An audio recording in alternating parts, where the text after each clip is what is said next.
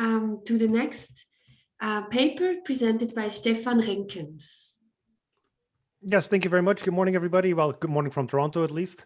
The title of my paper is Disaggregating Public-Private Governance Interactions, European Union Interventions in Transnational Private Sustainability Governance. And so in the article, I assess the various ways in which a public authority can intervene in the functioning of private governance, and what that then implies in terms of various types of competitive or complementary interactions between public policy and private rulemaking.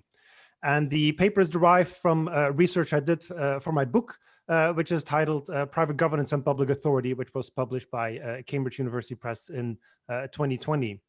And in the paper, I disaggregate public interventions in private governance by identifying four features of private governance systems within which a public authority can intervene. And you'll see them on the screen here. One is standard setting, so the actual rules. Two is procedural or organizational features of the private scheme, the way that they set their standards or the way that stakeholders are involved in the private governance scheme.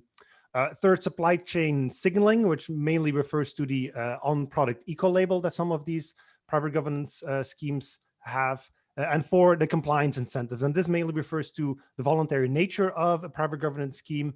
And so a public authority can, for example, mandate that a certain percentage of a market needs to be certified, which then changes those incentives to comply with these private rules. And together, these four features comprise what I call the governance space of a private governance scheme. And as the title of the paper suggests, empirically, I apply this framework to European Union interventions in organic agriculture and biofuels production.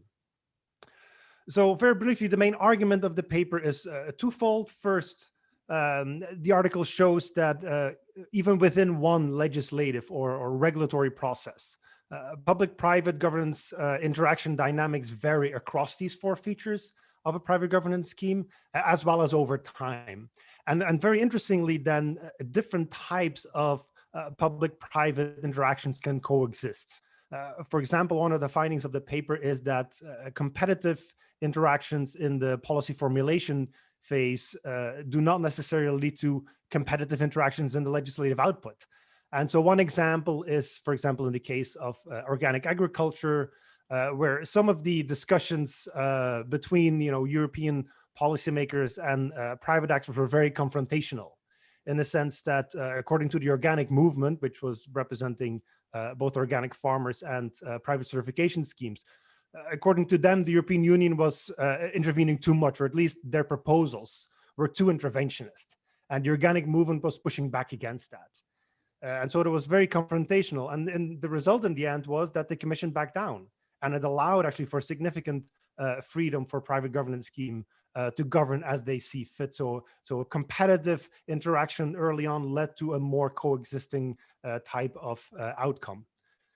That then leads to my second argument, which is that the EU overall has not imposed its sovereign authority in such a way that it threatens or undermines the functioning of private governance as a regulatory institution. In fact, I argue the EU has actually taken a quite pragmatic or even deferential approach to intervening in private governance.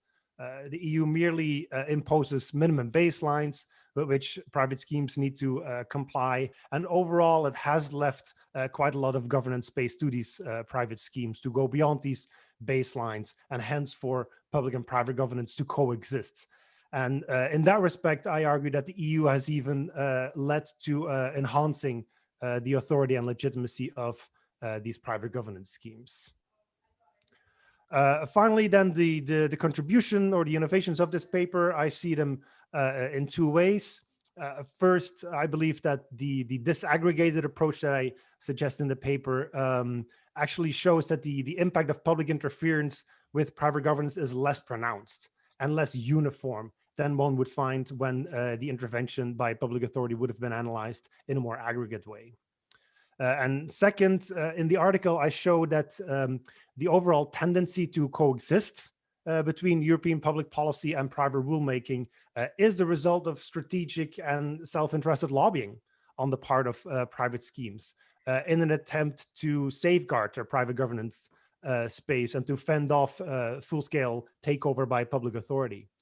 And I think that that observation that private governance schemes and their stakeholders lobby in support of their own private rulemaking is noteworthy, because that type of instrumental power of private governance has received relatively little attention in the literature so far. Thank you. Thank you, Stefan Renckens, for this insightful presentation.